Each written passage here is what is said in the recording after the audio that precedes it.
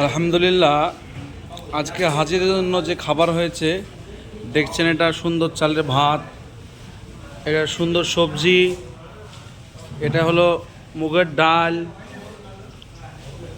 আর এটা হলো উটের গোস্ত।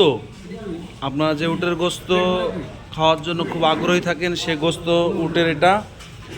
এটা হলো চাটনি, আর এটা হলো সালাদ। তো আলহামদুলিল্লাহ, হাজিদের খুব যত্ন সহকারে খাওয়ানো হয়, আপনারা জানেন। তো আপনারা নিশ্চয়ই বিভিন্ন জায়গায় শুনেছেন যে আমরা বিগত বেশ